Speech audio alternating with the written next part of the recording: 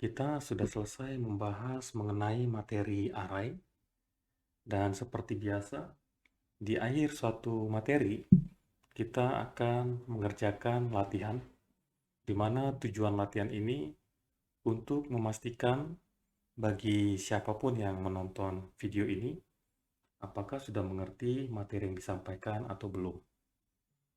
Oke, jadi latihan pertama adalah kita akan membuat satu program yang akan mengurutkan nama siswa. Cara kerja program kira-kira pertama adalah pengguna diminta untuk mengisi jumlah siswa yang akan diurutkan namanya. Oke, nah kemudian berdasarkan jumlah siswa yang diisi, itu pengguna akan diminta mengisi nama-nama siswa. Nah, setelah nama-nama siswa diisi, maka program akan mengurutkan nama siswa yang diisi itu secara ascending ya, dari abjad yang terkecil sampai yang terbesar. Oke, mungkin coba kita jalankan. Nah, jadi kira-kira gini. Jadi kalau kita jalankan programnya lesson 06 exercise 1 akan menampilkan pertama program mengurutkan nama siswa. Nah, ini kemudian pertama pengguna mengisi jumlah siswa yang akan diurutkan namanya. Jadi program akan meminta pengguna untuk mengisi berapa jumlah siswa yang akan diurutkan namanya. Nah, sembarangnya bebas ya, misalkan kita isi dengan 4. Nah, karena kita isi 4, maka kita diminta mengisi 4 nama. Jadi, berdasarkan jumlah siswa yang diisi, pengguna diminta mengisi nama-nama siswa. Jadi, karena kita ini isi 4, maka kita perlu mengisi 4 nama siswa. Oke, kita acak aja ya. Misalkan ada Zikri. Ini bebas ya, ini contoh saya. Ada Bayu, ada Alvin, ada Wildan. Nah, jadi kalau dilihat, saya ngisinya acak. Jadi, yang nama pertama itu Zikri. Nama kedua itu Bayu, ini U-nya ketinggalan. Yang ketiga adalah Alvin, Wildan, jadi ngacak ya. Nah, tapi kita harapkan itu nanti akan diurutkan. Jadi setelah kita mengisi nama siswa yang terakhir, yaitu nama keempat, nah maka program akan mengurutkan ya. Jadi nama siswa diurutkan berdasarkan abjad. Jadi abjad dari yang terkecil sampai yang terbesar menjadi Alvin, Bayu, Wildan, dan Zikri. Nah, jadi sebenarnya programnya sederhana. Kita menggunakan array, itu kita memasukkan 4, contohnya ini ya, 4 nama, 4 nama bebas. Nah, kemudian nama yang diisi ini, itu diurutkan berdasarkan abjad dari yang terkecil dan yang terbesar. Dan hasilnya seperti ini. Oke, nah coba kita jalankan sekali lagi. Oke, kita jalankan sekali lagi. Kita isi misalkan jumlah siswanya berapa ya? 5 lah.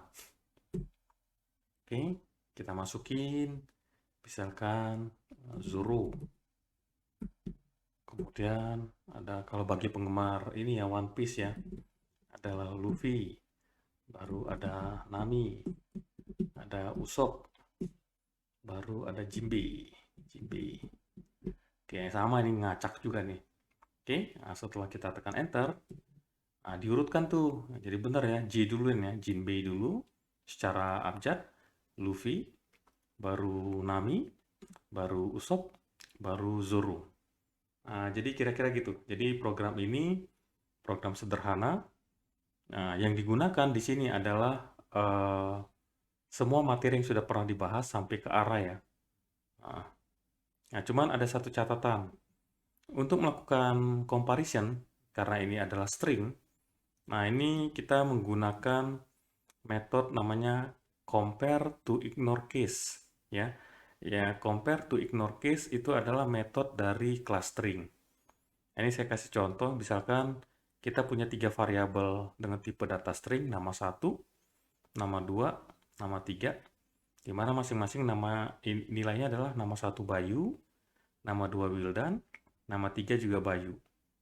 Oke, nah kegunaan compare to ignore case itu untuk membandingkan apakah string 1 lebih besar dari string 2 atau sebaliknya. Nah, kalau kita lihat, ini secara awam ya, tanpa kita menggunakan bahasa pemrograman, kita tahu nih bahwa Bayu itu pasti lebih dulu dari Wildan ya, kalau diurutkan. Jadi secara abjad, Bayu itu lebih kecil dari Wildan. Nah, itu diterjemahkannya gini. Nama satu, yaitu Bayu, kalau dibandingkan ke nama dua, itu pasti menghasilkan nilai negatif. Artinya bahwa nama Bayu itu lebih kecil dari Wildan. Nah, ini contoh hasil penggunaan metode compare to ignore case.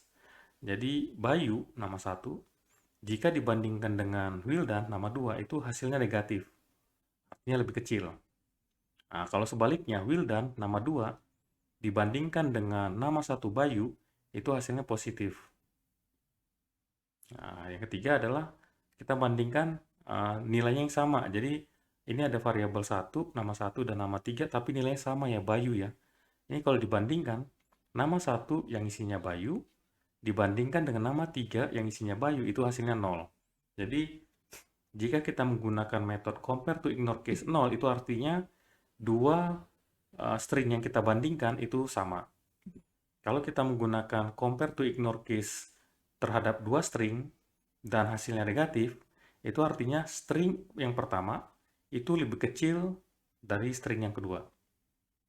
Begitu juga sebaliknya, jika kita membandingkan dua string dan hasilnya positif, itu berarti string yang pertama itu lebih besar daripada string yang kedua. Oke? Nah, jadi kira-kira gitu.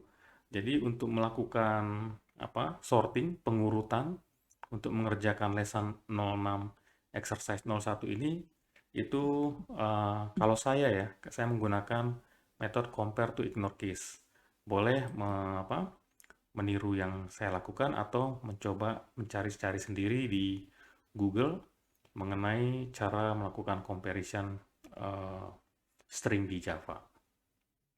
Oke, tapi mungkin biar seragam, lebih baik kita sepakat kita menggunakan metode compare to ignore case yang ada di kelas string. Itu untuk melakukan pengurutan. Nah, jika ada pertanyaan mengenai soal, apapun yang kurang jelas gitu, silakan dituliskan di kolom komen.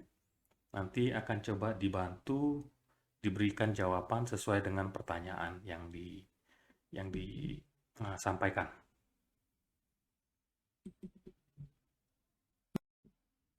Berikutnya kita akan masuk ke latihan kedua.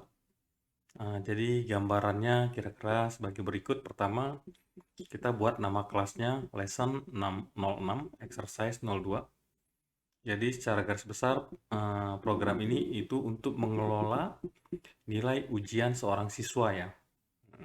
Cara kerjanya kira-kira program akan meminta pengguna mengisi nama siswa, kemudian pengguna mengisi jumlah pelajaran yang akan diproses.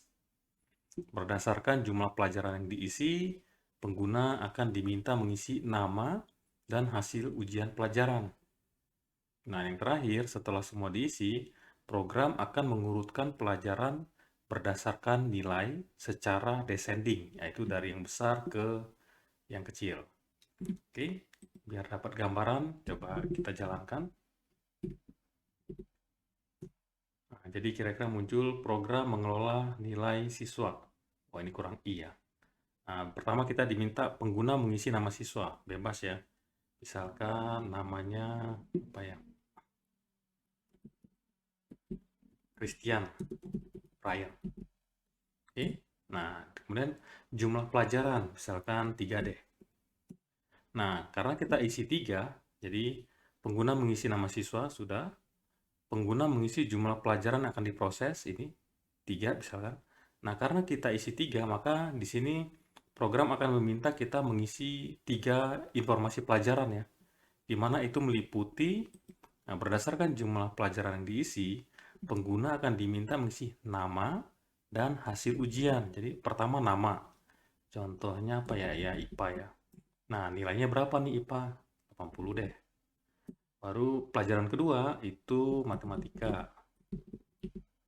Misalkan nilainya 90. Baru yang terakhir, kenapa saya bilang terakhir? Karena ini pelajaran ketiga dan jumlah pelajarannya adalah 3. Jadi yang terakhir ya. PKN misalkan 75. Nah, setelah kita isi semua, jadi setelah kita isi nama pelajaran dan nilainya, nilai ujiannya, maka program akan mengurutkan pelajaran berdasarkan nilai pelajarannya, nilai pelajarannya. Jadi kalau kita lihat ini IPA 80, Matematika 90, PKN 75. Kalau diurutkan berarti Matematika duluan nih. Baru habis itu IPA, baru PKN. Nah, ini hasilnya. Jadi, hasil ujian pelajaran siswa diurutkan berdasarkan nilai tertinggi. Jadi, nomor 1 itu Matematika dengan nilai 90, nomor 2 itu IPA dengan nilai 80, nomor 3 itu adalah PKN dengan nilai 75. Oke, nah, jadi sesuai ya, sesuai dengan yang kita isi. Jadi ngisinya kita ngacak. Jadi di sini saya bukan mengisi matematika duluan, tapi IPA, habis itu matematika, baru terakhir PKN. Tapi karena memang matematika secara nilai lebih besar, setelah kita urutkan itu maka akan muncul sebagai berikut. Nah, jadi kira-kira seperti itu untuk tugas yang kedua atau latihan yang kedua. Jadi sedikit lebih banyak informasi yang diisi. Pertama nama siswa, kemudian jumlah pelajaran. Nah, sesuai dengan jumlah pelajaran yang kita isi, maka kita perlu mengisi. Kalau ini 3, berarti kita perlu mengisi 3 informasi pelajaran yang meliputi nama dan nilai. Setelah semua informasi pelajaran diisi, meliputi nama dan nilai, maka kemudian program akan mengurutkan. Mengurutkan berdasarkan nilai ya, bukan berdasarkan nama. Kalau di latihan 1 itu berdasarkan nama, kalau ini berdasarkan nilai. Jadi, karena nilai matematika 90 paling tinggi, maka dia muncul paling pertama, kemudian IPA nomor 2, dan terakhir adalah PKN. Oke, jadi sama jika ada informasi mengenai soal latihan 2 ini yang kurang jelas, itu boleh dituliskan di kolom komentar. Nanti akan coba dibantu dijawab sesuai dengan pertanyaan yang disampaikan. Seperti biasa, jika latihan ini sudah selesai dikerjakan, jadi untuk yang ini lesson 6 ini ada 2 ya, 2 latihan. Jadi jika jadi nggak harus semua selesai dulu. Jadi kalau latihan 1 udah selesai, itu boleh dikirim. Kemudian latihan 2 selesai, itu boleh dikirim. Jadi seperti biasa, agar dapat dibantu untuk dinilai bagaimana hasil dari pengerjaan latihan yang dikerjakan, itu silakan source code-nya. Jadi source code itu file dengan extension Java ya. Itu dikirimkan ke alamat email berikut. Jadi nanti akan dibantu dinilai apakah jawaban source code yang dibuat untuk mengerjakan latihan itu sudah selesai, sudah sesuai atau belum. Oke, kalau gitu kita akhiri untuk ini sesi array. Silakan soalnya dikerjakan dan kita akan ketemu lagi di materi berikutnya sesudah materi array yang lebih menarik dan lebih menantang lagi. Oke, sampai jumpa.